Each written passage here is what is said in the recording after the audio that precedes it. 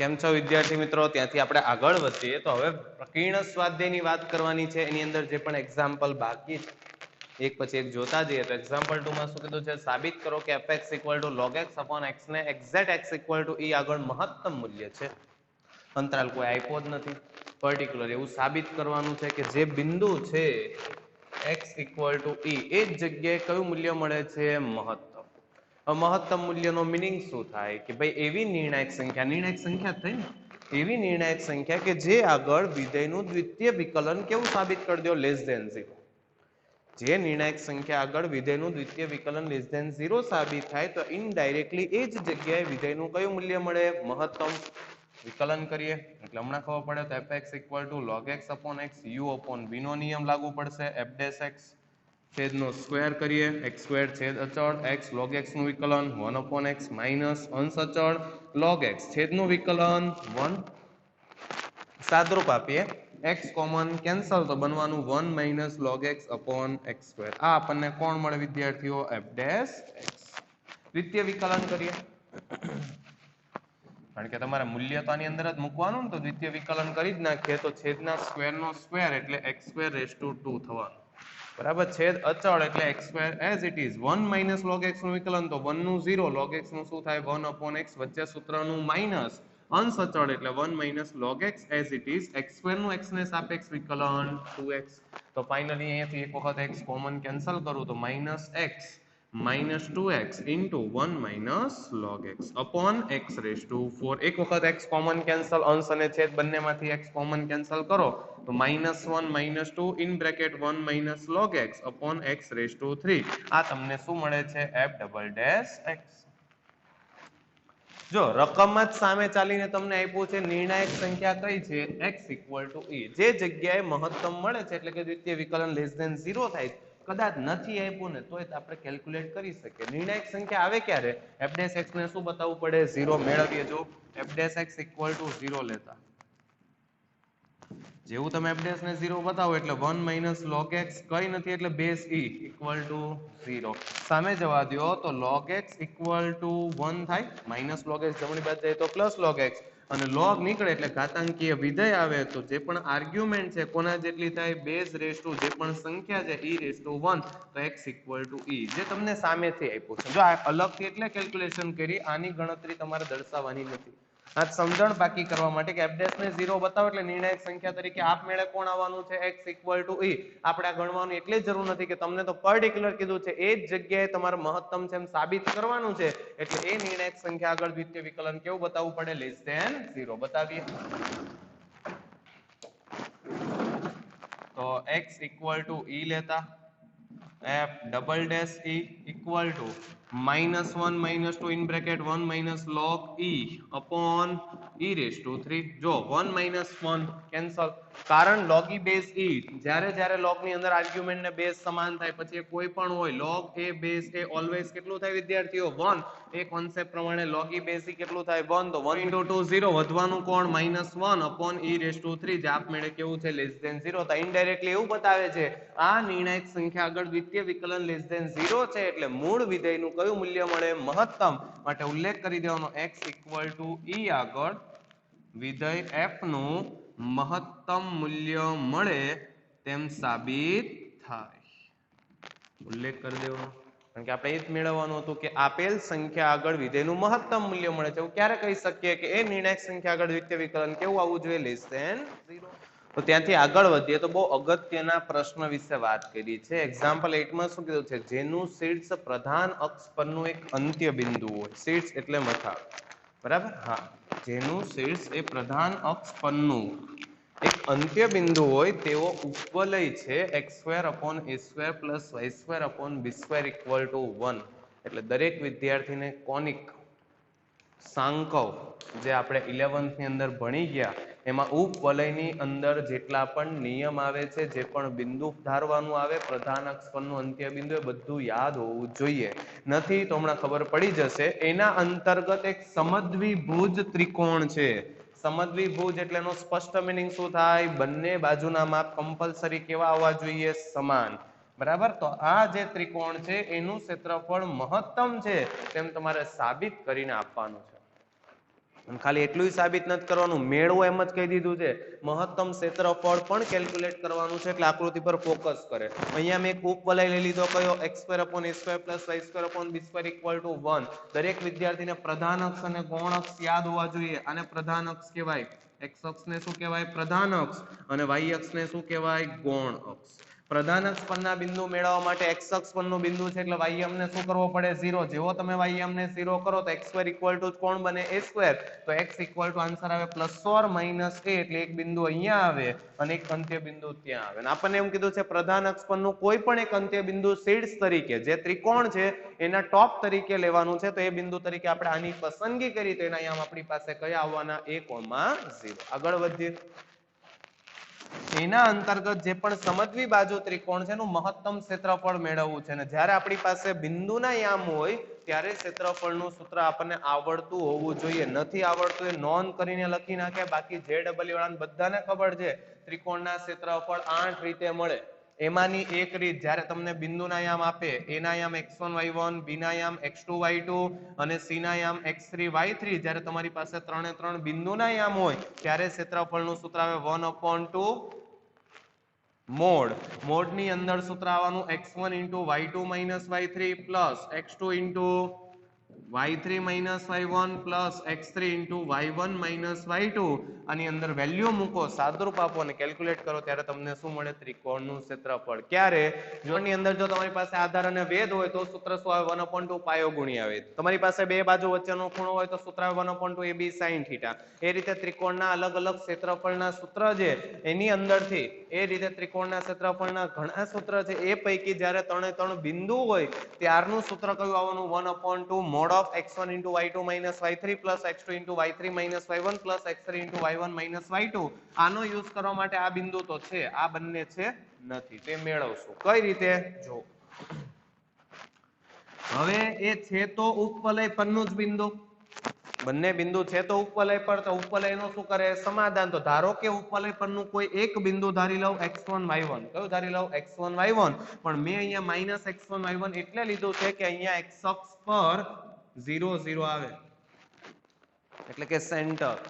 અને ઉપવલયના સેન્ટર થી તમે ડાબી બાજુ મોમેન્ટ કરો એટલે કમ્પલસરી તમારે એક્સિયમ કેવો લેવો પડે, માઇનસ. એટલે લીધું છે -x1. શું લીધું છે, -x1. જમણી બાજુ જાવ તો શું આવે, +x1. ડાબી બાજુ જઈએ છે એટલે શું આવવાનું, -x1. તો એ બિંદુના યામ 0 હોય તો આ અંતરને હું y1 ધારી શકું, કારણ કે 0 ની કમ્પેરમાં કંઈક તો y અક્ષ પર તમારે ડિસ્ટન્સ કવર કરવું પડે ને. તો આની અંદર y યામ કેટલો લઈ લઈએ, y1.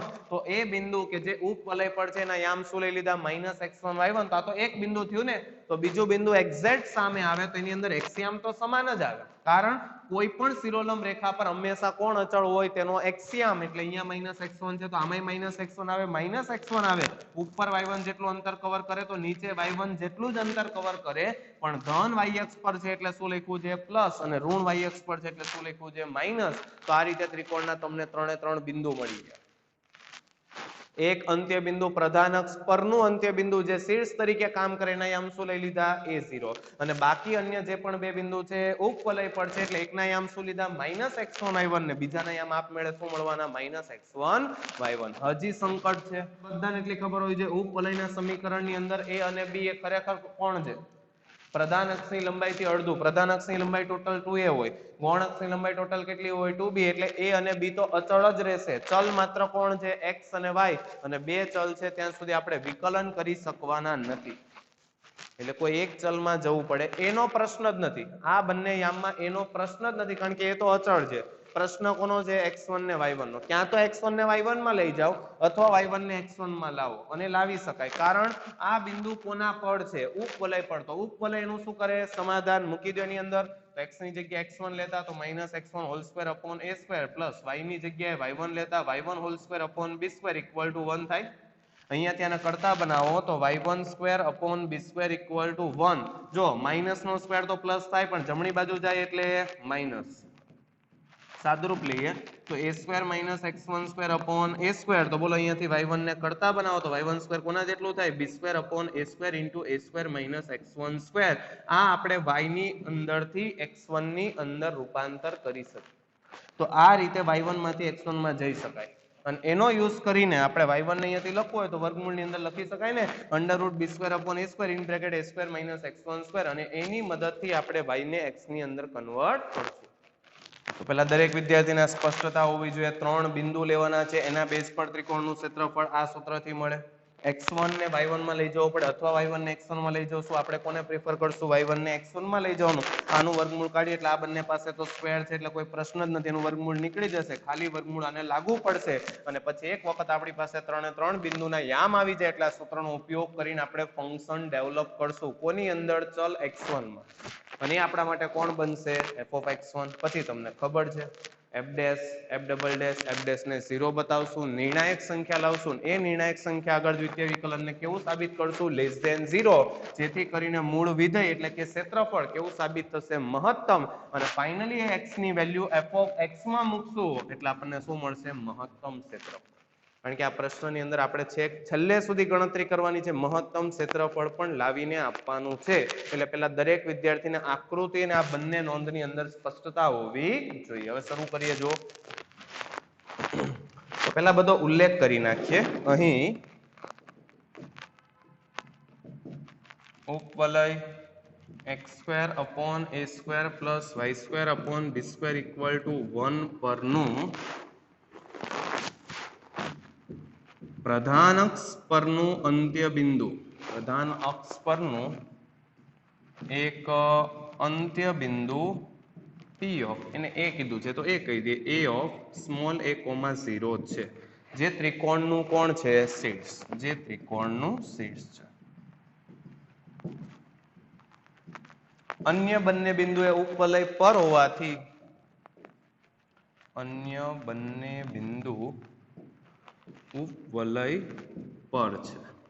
ધારી લઈએ. ધારો કે તેના યામ અને એકને B પોઈન્ટ કહીએ તો B ના યામ -x1 y1 અને C ના યામ -x1 y1 છે. બધી સ્પષ્ટતા થઈ ગઈ. એક અંત્ય બિંદુ પ્રધાન અક્ષ પરનું અંત્ય બિંદુ એટલે a,0. અન્ય બંને બિંદુ તરીકે કોણ આવવાનું? -x1 y1 અને -x1 y1. 3 બિંદુ આવી ગયા. પણ આપણે y ને x માં કન્વર્ટ કરવો છે એટલે ઉલ્લેખ કરું અહીં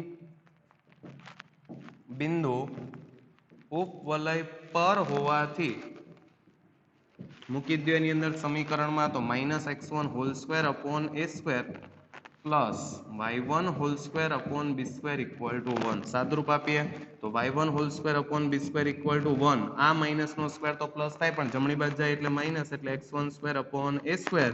તો y1² = b² સામે જવા દો તો b². a² લસા લઈ લો એટલે ડિવાઈડ બાય લખી જ નાખું છું. ઇન બ્રેકેટ શું આવવાનું? a² - x1². વર્ગમૂળ કાઢીએ. અહીંયા જ લખી દઉં. માટે y1 = √b²/a²,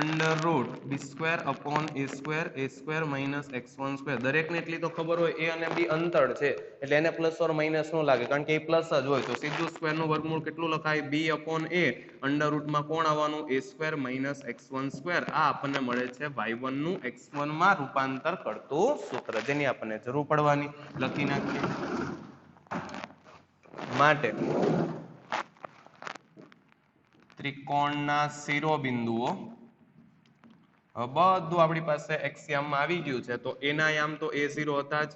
યામની વાત કરું તો -x1 તો આવવાનું છે. તો y1 તરીકે શું આવવાનું છે? હવે આપણી પાસે y1 એક્ઝેક્ટ આવી ગયું. કેટલું? b/a √a² - x1². તો એ જ રીતે c ના યામ શું આવવાના? -x1 -y1 એટલે y1 ની જગ્યાએ b/a √a² - x1². 3 બિંદુ આવી ગયા. ક્ષેત્રફળનું સૂત્ર મૂકીએ. માટે ત્રિકોણ ABC નું ક્ષેત્રફળ ડેલ્ટા કહી દઉં તો ડેલ્ટા = સૂત્ર એક વખત લખી નાખું. 1/2 mod of x1 × y2 - y3 plus x2 × y3 - y1 plus x3 × y1 - y2. Value મૂકી દઈએ. 1/2 as it is. હવે બધા નામ તો આપવા પડશે ને. આને કહી દઈએ આપણે x1 y1 કારણ કે સૂત્રની અંદર તો 3 બિંદુ કયા લીધા હોય? x1 y1 x2 y2 x3 y3 એટલે એ પ્રમાણે હું અહીંયા લખી દઉં. આને કહી દઉં x2, આને કહી દઉં y2, આને કહી દઉં x3, આને કહી દઉં y3. એટલે હવે વેલ્યુ મૂકવામાં તમને અંદાજ આવે. x1 ની જગ્યાએ શું લખાય? a in bracket. y2 ની જગ્યાએ શું લખાય? b/a under root a square minus x1 square minus y3 ની જગ્યાએ માઇનસ માઇનસ પ્લસ ફરીથી minus minus plus b upon a under root a square minus x1 square. આ તો વાત કરી y2 minus y3 plus x2 તરીકે કોણ આવવાનું વિદ્યાર્થીઓ minus x1 in bracket y3 minus y1 તો y3 એટલે આ છે y1 એટલે 0 તો આમાંથી 0 બાદ કરો કોઈ અસર તો થવાની નથી માત્ર y3 વધે એટલે ત્યાં કેટલું આવવાનું છે minus b upon a under root a square minus x1 square plus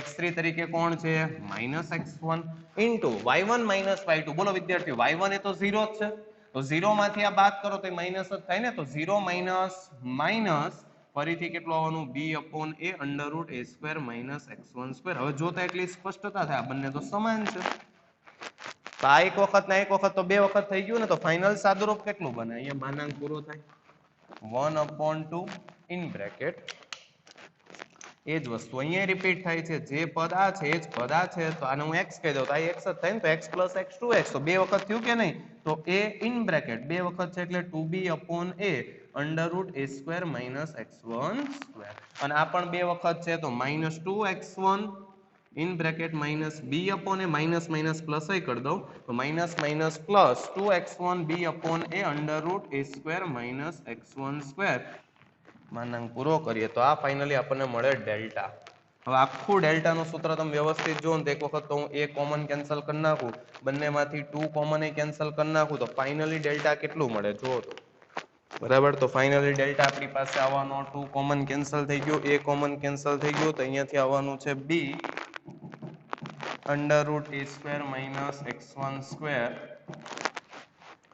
plus 2 cancel થઈ ગયું એટલે ત્યાંથી માત્ર કોણ વધવાનું છે x1 plus b upon a into x1 into under root a square minus x1 તો આપણી પાસે આવી ગયું ડેલ્ટા. આખું ડેલ્ટા કોના ચલ સ્વરૂપે છે x1 તો આનું કહી દઉં f ઓફ x1 તો equal to b under root a square minus x1 square હું b કોમન જ રાખી દઉં એટલે નડતું બંધ થાય plus x1 upon a under root a square minus x1 square તો આ ફાઇનલી આપણને મળે છે f ઓફ x1. વિકલન કરીએ તો f dash x1 equal two જો b કોન્સ્ટન્ટ છે પહેલેથી 12 બરાબર હા એટલે અંદર નડે નહીં આનું વિકલન કરીએ તો રૂટ fx ના નિયમ અંતર્ગત શું થાય 1/2 under root a square minus x1 square into ફરીથી a square minus x1 square માં એ તો કોન્સ્ટન્ટ છે એટલે માઇનસ x1 સ્ક્વેર નો minus 2x1 plus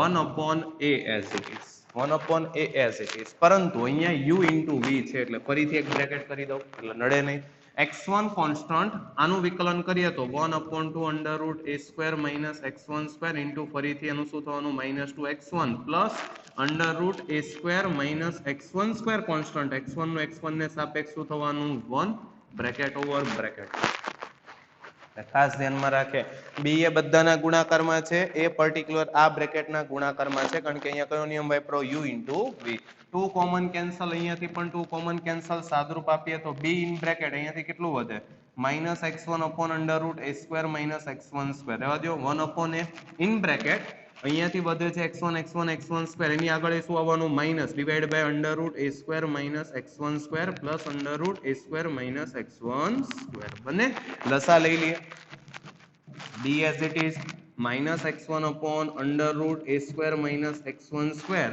plus 1 upon a in bracket minus x1 square જો જેવો લસા લ્યો એટલે આ બંને સમાન છે એટલે રૂટ રૂટ 1 થાય આની 1 upon 2 આની 1 upon 2 આધાર સરખો તો ઘાતાંકનો શું થવાનો સરવાળો તો અહીંયાથી શું જનરેટ થવાનું a square minus x1 square ને આખાના ભાગાકારમાં route a square minus x1 square બને બરાબર અહીંયાથી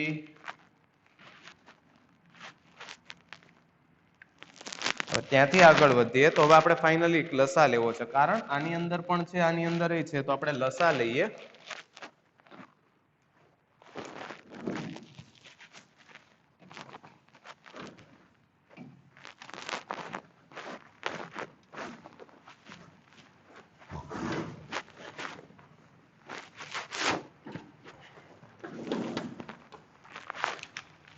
તો જેવો આપણે લસા લઈએ એટલે પહેલા તો આના ગુણાકારમાં એ પણ છે એટલે એ પણ લસામાં કન્સિડર કરવું પડે. તો ઇક્વલ ટુ બી અપોન એ આખાના ભાગાકારમાં ચડાવી દીધું એટલે એ નો ગુણાકાર આની સાથે થવાનો એટલે થશે minus a x one divide by under root a square minus x one square plus in bracket કેટલું વધવાનું a square minus x one square minus x one square minus 2x1 square અને એના ભાગાકારમાં કેટલું સલામત છે under root a square minus x one square. જો પહેલેથી એ બાર લઈ લીધું એટલે નડતું બંધ થાય એને મેં બાર લઈ લીધું એટલે એનો ગુણાકાર અહીંયા કરી દીધો. હવે લસા કેટલો લઈ શકાય એમ છે સ્પષ્ટ દેખાય. હવે લસા કેટલો લઈ શકાય under root a square minus x one square. તો અંશમાં શું થાય minus a x one as it is અહીંયા plus a square minus 2x1 square બને. આ આપણા કેસમાં કોણ બને વિદ્યાર્થીઓ એફ ડેશ એક્સ ને 0 દર્શાવીએ. એફ ડેશ એક્સ 0 લેતા પહેલેથી જ નિર્ણાયક સંખ્યા લઈ લઈએ છે તો એફ ડેશ એક્સ 0 લેતા અંશને 0 થવું પડે તો અંશને 0 બતાવો. જો આ છેદને લીધે થઈ આને લીધેથી તો અચળ છે એ અને બી ક્યારે 0 નથી થવાના આ પણ 0 નથી એટલે આખો રેશિયો 0 ક્યારે થાય જ્યારે પર્ટિક્યુલર અંશ 0 થાય. અંશ એટલે minus 2x1 square minus ax1 plus a square equal to 0. Minus વડે મલ્ટીપ્લિકેશન કરી નાખો તો 2x1 square plus ax1 minus a square equal to 0. આ તો દ્વિઘાત સમીકરણ છે. દ્વિઘાત સમીકરણને સોલ્વ કરવા માટે આપણી પાસે સૂત્ર છે minus B plus or minus root D upon 2a. જો ડાયરેક્ટ નિર્ણાયક સંખ્યા નહીં મળે સ્પષ્ટ દેખાય એ તો કોન્સ્ટન્ટ છે એટલે આખું સમીકરણ કોની અંદર દ્વિઘાત છે ચલ x1 માં. તો મેળવવા માટે x1 equal to minus B plus or minus root D upon 2a થાય. તો આ સમીકરણને કોની સાથે સરખાવવાનું a x1 square plus b x1 plus c equal to 0 એટલે તમને abc ની વેલ્યુ મળે. તો માઇનસ b તરીકે શું આવવાનું minus a plus or minus under route D એટલે કોણ હોય બી સ્ક્વેર માઇનસ 4ac. તો બી સ્ક્વેર એટલે અહીંયા a square minus 4 into a તરીકે કોણ આવવાનું 2 ઇન્ટુ c તરીકે કોણ આવવાનું માઇનસ a સ્ક્વેર. ફરીથી ડી એટલે કોણ છે બી સ્ક્વેર માઇનસ 4ac તો બી સ્ક્વેર એટલે a square minus 4 into a એટલે 2 ઇન્ટુ c એટલે minus a square divide by 2 into a અને a તરીકે કોણ આવવાનું છે 2. સાદુરૂપ આપીએ minus a plus or minus minus minus plus અહીંયા કેટલું થાય 4 into 2 8a square 8a square plus a square 9a square ને 9a સ્ક્વેર નું વર્ગમૂળ કેટલું થાય 3a. ફરીથી minus minus plus 4 into 2 8 8a square plus a square 9a square ને એનું વર્ગમૂળ કેટલું થાય 3a divide by 2 into 2 4 plus 3a લ્યો એટલે 3a minus a 2a 2a upon 4 એટલે 2 કેન્સલ કરો એટલે a બાય 2 થાય અને એક વખત માઇનસ લ્યો તો minus a minus 3a minus 4a minus 4a upon 4 એટલે માઇનસ a. તો અહીંયાથી તમને બે નિર્ણાયક સંખ્યા મળવાની ક્યાં તો a બાય 2 અથવા માઇનસ a. એક નિર્ણાયક સંખ્યા કઈ છે a બાય 2 ને બીજી કઈ આવવાની માઇનસ a. પરંતુ દરેક વિદ્યાર્થીએ સ્પષ્ટ કરે x1 equal to minus a શક્ય નથી. સર કેમ શક્ય નથી આકૃતિ પર આવો. હવે દરેક વિદ્યાર્થીએ સ્પષ્ટ કરે તમે એક વખત આમાં માઇનસ એ મૂકો તો માઇનસ માઇનસ પ્લસ એ. બોલો આ એક્સિયમ ને પેલો એક્સિયમ જે પ્રધાન અક્ષનું અંત્ય બિંદુ હતું આ બંને એક્સિયમ ક્યારેય સમાન થાય. આ જે કેન્દ્ર છે એની જમણી બાજુ એટલે પોઝિટિવ આ કેન્દ્રની આ બાજુ એટલે નેગેટિવ. તો પોઝિટિવ બરાબર નેગેટિવ ક્યારેય થાય એટલે એ શક્ય નથી એટલે આ ઓપ્શન રિજેક્ટ થાય. તો એક જ વિકલ્પ વધવાનો કયો x1 equal two a upon 2. આ નિર્ણાયક સંખ્યાને આપણે ક્યાં મૂકવાની હોય દ્વિતીય વિકલન એટલે પહેલા આપણે દ્વિતીય વિકલન કરીએ. જો f ડબલ ડેશ x ની વાત કરીએ તો f double dash x equal to b upon a constant as it is રહેવા દો. આનું અંદર વિકલન કરીએ તો ફરીથી u અપોન v આવે એટલે વિકલનમાં ધ્યાન રાખવાનું આનો સ્ક્વેર એટલે રૂટ અને સ્ક્વેર કેન્સલ થાય એટલે વધવાનું a square minus x1 square. છેદ અચળ એટલે under root a square minus x1 square as it is. અંશનું વિકલન એટલે x1 ને સાપેક્ષ કરો તો પહેલા કોણ આવવાનું માઇનસ a સ્ક્વેર નું 0 અને માઇનસ 2x1 સ્ક્વેર નું શું થવાનું માઇનસ 4x1. વચ્ચે સૂત્રનું શું આવે માઇનસ અંશ એઝ ઇટ ઇઝ એટલે થવાનું minus 2x1 square plus a square minus ax1 into છેદનું વિકલન. તો છેદનું વિકલન શું થાય 1 upon 2 under root a square minus x1 square into ફરીથી આનું વિકલન એટલે શું થવાનું માઇનસ 2x1 બને. સાદુરૂપ આપીએ અહીંયાથી એક વખત 2 કોમન કેન્સલ તો અહીંયાથી જનરેટ થાય છે b upon a divide by અહીંયા આવવાનું a square minus x1 square અહીંયા root a square minus x1 square minus આગળ લઈ લઉં તો અહીંયા પ્લસ લખી દઉં તો a પ્લસ 4x1 માઇનસ વડે ગુણાકાર કરી નાખો અથવા આ માઇનસ માઇનસ જ કેવું થઈ જાય છે પ્લસ એટલે કઈ જરૂર નથી. ત્યાંથી વધે છે x1 into minus 2x1 square minus ax1 plus a square divide by under root a square minus x1 square.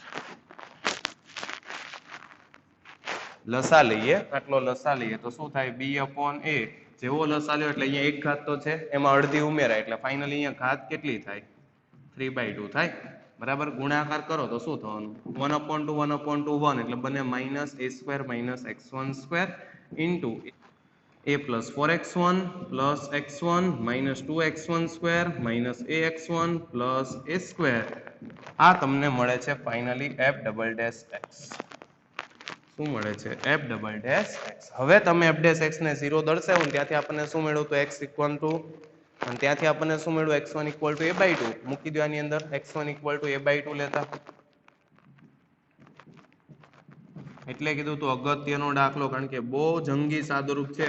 f'(a/2) મૂકી દઈએ તો b upon a as it is minus a² x1² નો સ્ક્વેર કરો તો a²/4 થાય, in bracket a plus 4 into a/2 plus x1 ની જગ્યાએ a/2 in bracket -2 x1² એટલે શું થવાનું, એનું સ્ક્વેર કરો a²/4 માઇનસ a, ફરીથી x1 ની જગ્યાએ a/2 પ્લસ a², અને આખાના છેદમાં a² માઇનસ x1² ની વેલ્યુ મૂકી દો એટલે બનવાનું a²/4 સાદુરૂપ આપીએ f'(a/2) equal to b upon a as it is in bracket જો તો a² માઇનસ a²/4 એટલે 3a²/4 થાય તો 3a²/4 ઇન્ટુ a પ્લસ અહીંયાથી 2 કોમન કેન્સલ તો a plus 2a એટલે કેટલું બનવાનું